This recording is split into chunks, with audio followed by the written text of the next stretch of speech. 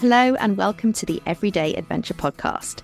My name is Nikki Bass and I'm a business psychologist, army veteran and everyday adventurer. I will be sharing my conversations with some truly incredible guests who are weaving adventure into their daily lives. And I really hope that these conversations inspire you to undertake your own everyday adventures too.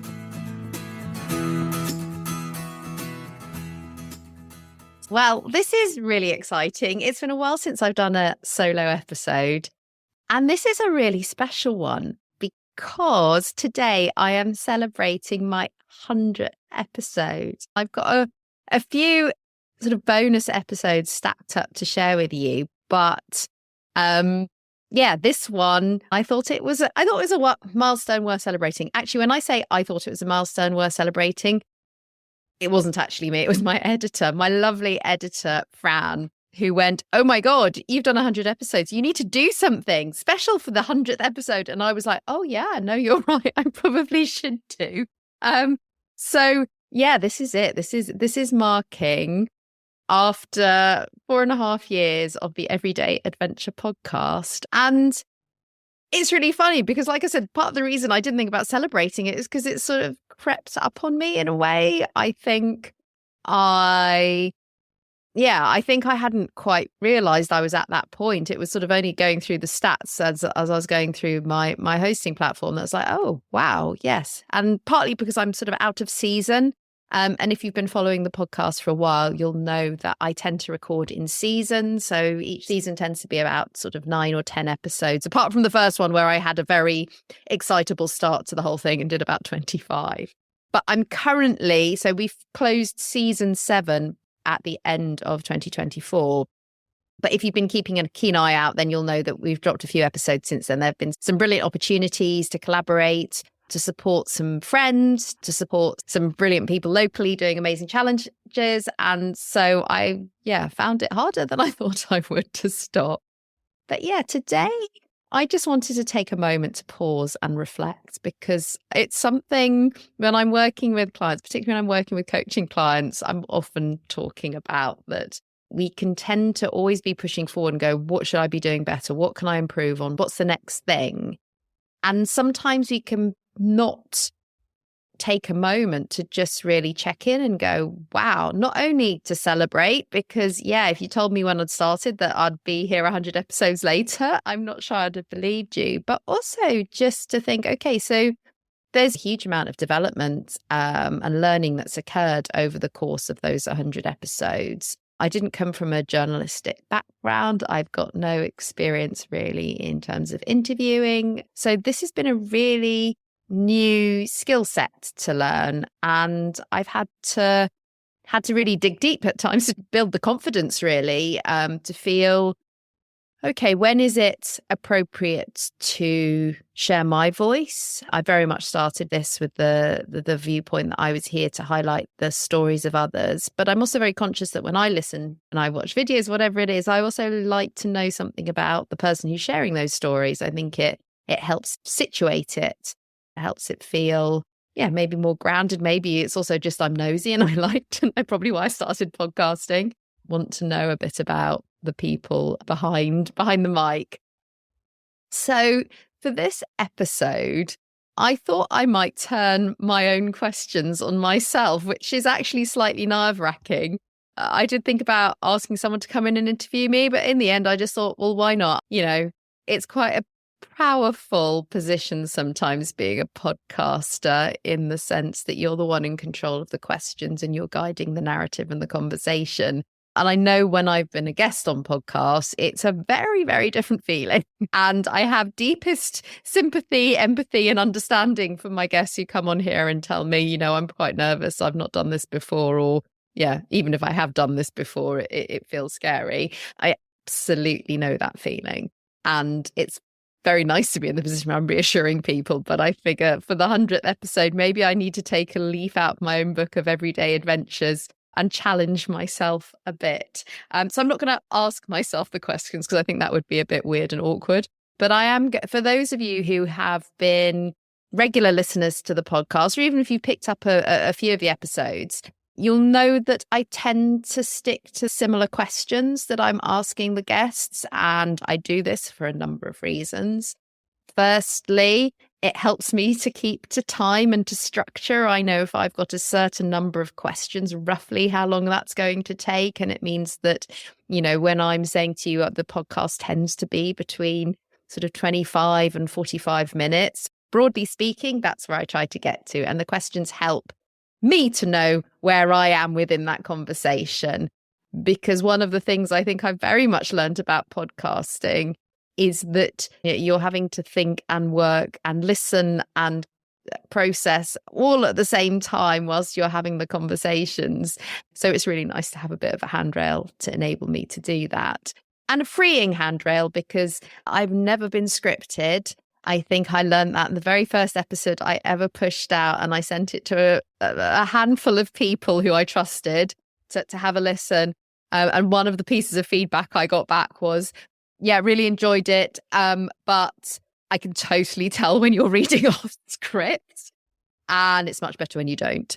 And I was like, okay, I will take that and I will go with that. And from then on, these conversations are not scripted. I have, like I said, my few questions that I rely on, and the rest of it is very much ad hoc. And that's how I love doing it. But yes, so I have a few questions and I am going to turn those on myself. So the first question I always ask is, I want to know why people have got started, what motivated them to take on the challenge that they've undertaken or that they're planning to do.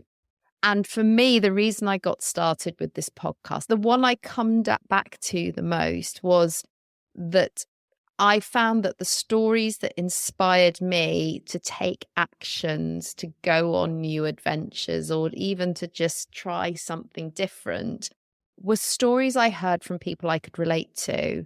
So for those of you who don't know, just by way of background, I spent 18 years in the army and left and retrained, and I've worked as an occupational business psychologist ever since. I've always juggled work with everything else that I'm doing, and whether that be adventures or other commitments. I've got 2 kids, I've got 2 dogs, I've got a mortgage. I live a fairly vanilla life in that sense. Much as I'd love to claim I'm currently nomadically traveling around the world with my microphone in hand, the reality is I'm sat in our house, in our front room, and I'm keeping one eye on the time for when school finishes so I don't get interrupted. But I found that the adventures that inspired me were people who were also juggling multiple different commitments. And it didn't need to be children, it didn't need to be work, but that they were finding ways to continually push their own boundaries, their own sense of what was possible within the context of their own lives. And for some people, that might mean crossing Antarctica. And for others, it meant learning to swim or going for their first park run.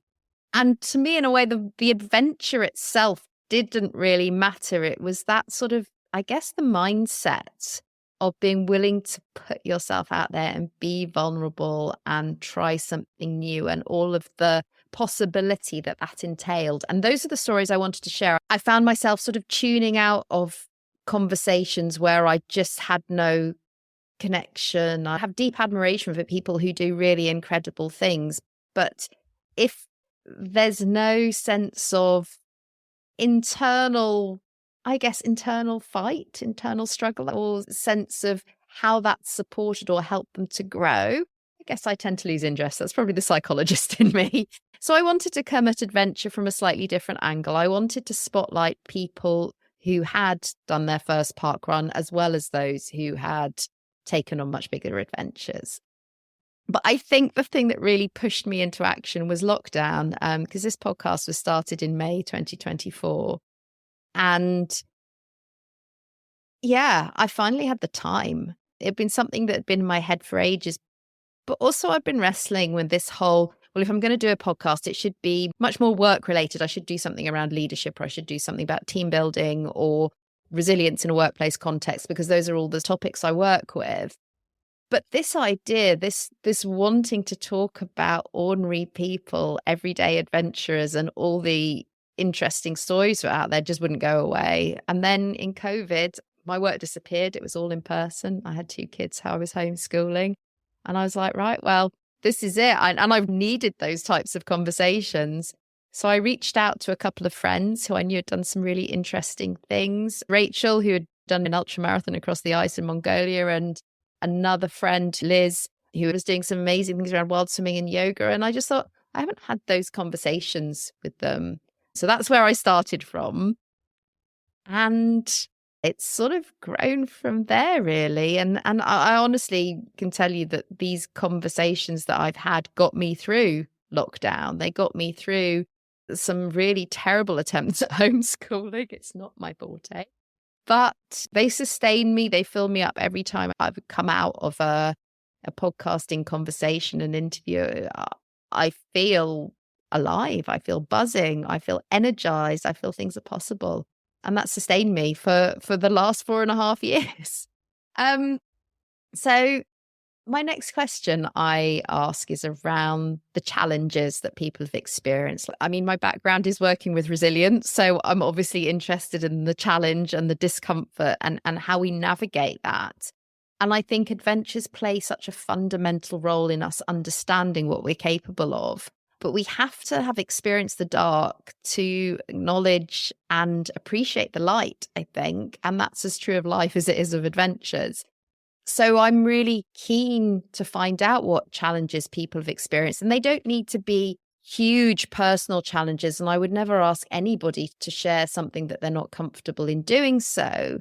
But having a bit of introspection of this is the thing I've wrestled with, I think makes for a really interesting conversation. And I think often it is the part of the conversation that listeners really relate to, that resonate. And you go, oh, gosh, yeah, I felt that too, or I've experienced that too. Maybe not in this context, but yeah, that was really hard. That's really helpful how they managed to find a way through that. But also to know that these really incredible people who've done some amazing achievements had dark moments as well. That's important to hear.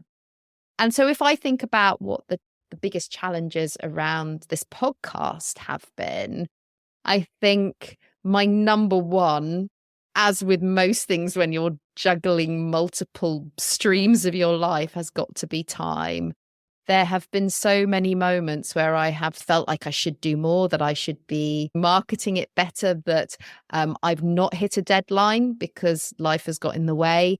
And because this is a podcast I do off my own back in my living room, then inevitably work has to take a priority at times. Being held to a timetable and having to get it out, that's hard. And being consistent and showing up sometimes, that's been really hard. I think the other challenge is something that I know is a real barrier to adventure and to taking on new things. And I know it may well have been something that's prevented you as well. And I think that is having to overcome that fear of shame. You might have heard me mention before, but shame is one of the biggest drivers of human behavior. And it's the thing that we will go out of our way in ridiculous ways to try and avoid. And putting yourself and your voice out there can feel really hard sometimes. I think particularly in terms of listening back to myself sometimes. I know this is a conversation I've had with a lot of podcasts. That thing of having to listen to your own voice a lot can feel really, oh my God, am I actually putting this out into the world? And why, people are just going to think they're not going to want to listen to me or find me annoying or whatever. And I think that was something I very much struggled with early on. I think as I've done more and more of this, I've got to a place where actually I feel like, as a listener, you have a choice to engage or to move on. And that's absolutely valid, whatever you choose, but that it's not my responsibility. But that's not to say that there aren't times where it still feels like a challenge. If I know I've stumbled over a sentence or a phrase, or I've got the question back to front, or the guest hasn't quite understood what I was asking, I will question myself and my validity in the same way as anybody else. And I think sticking with podcasting means that it is something that you have to just navigate and sit alongside. That discomfort is the same as with any adventure, really. So my third question I ask is around the unexpected benefits. And the reason I ask about unexpected benefits is because I think there's something really beautiful in the not knowing part of adventure. That we often, and usually when we undertake an adventure, we have quite a strong sense of purpose because it's the thing that will help us. It's the thing that keeps us gritty and sticking with something even when it hurts. It's the thing that gets you past mile, whatever, 12 or 16 in the marathon.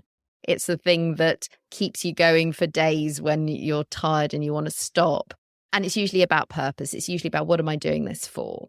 And so there is a benefit we usually expect to realize as a result of doing an adventure, even if it's a sense of our own growth or learning a new skill. But I really like this idea of unexpected benefits, that things that happen despite you not even having focused on them, despite you not having set out to achieve them, and they sort of hit you sideways and go, actually, often they're the things that sustain us long after the initial excitement or main focus of the adventure is gone.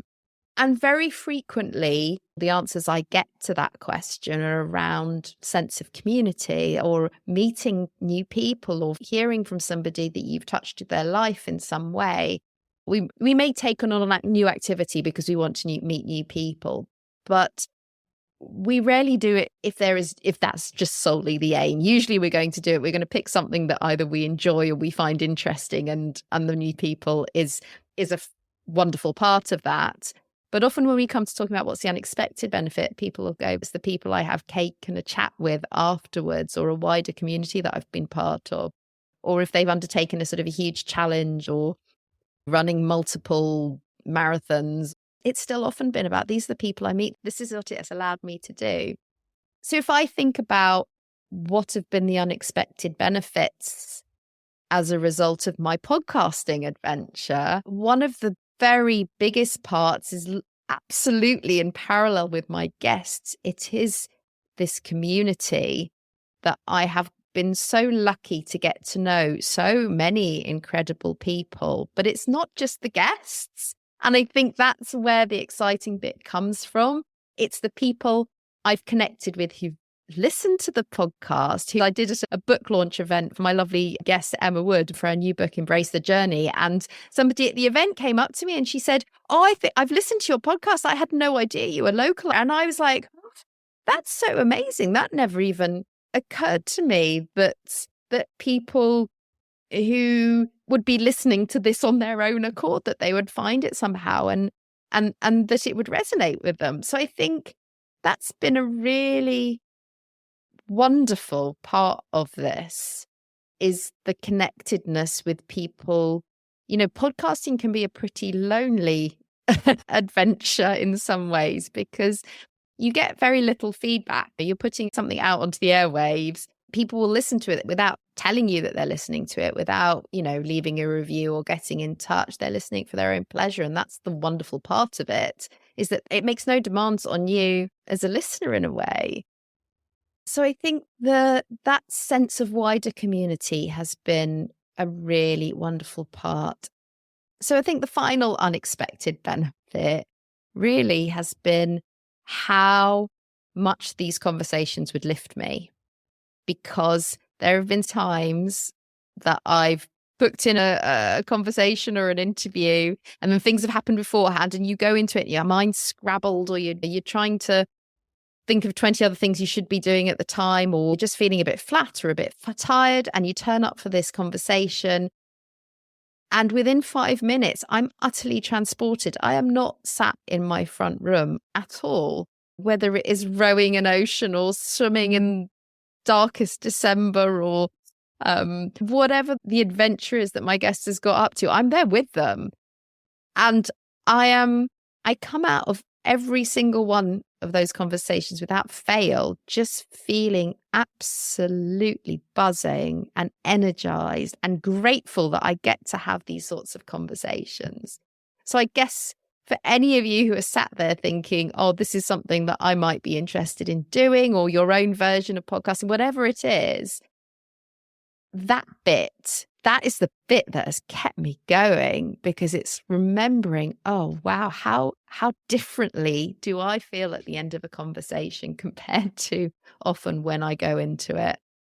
So my next question is all around what's next, because usually I always feel slightly guilty putting this pressure on my guests, if I'm honest, because often they have just come back from a really big adventure. And I'm like, yeah, and what's next? What's the next thing you're getting up to? But I do also know that people who tend to come up with their own challenges and adventures and take things on, whether it is to raise money or whether it is for personal growth and development, whatever their motivation, usually at the end of an adventure, one of the ways of dealing with a loss of it is we tend to sign up for something else, or we start planning for the next thing. So it always feels that I really do need to ask that question, even if the answer is actually, do you know what? I just need to take some time off. I need to go and do the washing, whatever it is. They're all completely valid. But I think understanding the psychology of what's going through their minds when they finish an adventure and where they're headed to next is really exciting. And obviously it also gives my guests a chance to platform future projects. It's a bit of payback if people are giving up their time to speak to me. Obviously I want to offer them the opportunity to share what it is they're up to as well. So for me, what's next? I think I certainly got to a point at the end, coming towards the end of season 7, and I thought, I still have so many conversations I want to have, but there's also for me something a little bit not missing, but a bit that I want to grow in terms of this podcast endeavor. And I think that refers back to what I was talking about, to that podcasting can be a little bit lonely sometimes. And with changes in algorithms and all the rest of it, it's not always easy to have that sort of engagement. And so at the start of this year, I moved the podcast over to Substack. And my aim there is to hopefully create a bit more of a community around the podcast, that instead of it simply being the episodes, there's a chance to engage and discuss. I'm going to be pushing out a weekly newsletter thought piece related to all the concepts and ideas we discuss within the Everyday Adventure podcast. So if you are that way inclined, if you're interested, if you're on Substack, if you're curious, or if you'd like to be part of it, it's very much at the start and I'm finding my feet with this. So then inevitably be a few sort of mistakes and failures along the way. But I'm really excited to be able to broaden out the conversations and the ideas behind the podcast and make them available in a different format, but also to get your feedback and ideas as well, because that's something that I would really welcome. So please do go find the Everyday Adventure podcast on Substack and sign up. And I will do my best to try and keep going with that as well. Not referring back to my biggest challenge, which is time. But yeah, I'd love to see you over there. So yeah, I think that's almost it, apart from my final question, which I ask every guest. And I know it's the one sometimes they dread because they feel they have to be very pithy and concise and original with what's their one piece of advice that you would give to somebody who is listening to this and wanted to get started on an everyday adventure of their own. And I also really struggled with this, if I'm honest, because I've obviously had 90 conversations with people who all have brilliant pieces of advice. And there's me thinking, well, what can I possibly add to any of this?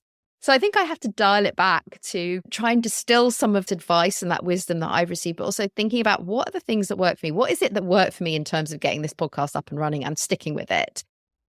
And the thing that always works for me, and I think is a really undervalued psychological trick, is that what tends to happen if we have an idea and there's something we want to get started is we try and plan it all out and think about what it is we need to do and think ourselves into the space. Imagine ourselves taking those first steps and doing what it is we need to do and feel like we have to have everything all lined up in a row before we get started. And obviously that is hugely important if we're taking on a huge adventure where logistics make a fundamental difference, and we need to have an idea of those things. But I usually think in order to take the very first step with something, our minds can be really difficult, and go back to what's the most challenging things. Usually it's our brain getting in the way and throwing in doubts and anxieties and what ifs. And that is because it is our brain's job, fundamental survival job from an evolutionary perspective, to keep our body safe and alive. So it does a really, really good job of thinking of all the reasons why we shouldn't be doing something, or making sure we evaluated all the risks. The challenge with that is that it can stop us in our tracks before we've even done something. So usually what I find is useful for me is that to use our brains and bodies as part of the same bit of machinery, and that sometimes to get our brain to believe that something's possible, our body needs to take action. So our body needs to tip over the edge of that ski slope looking down the hill, and then our brain can catch up. It needs to step out, step off, take action, do something.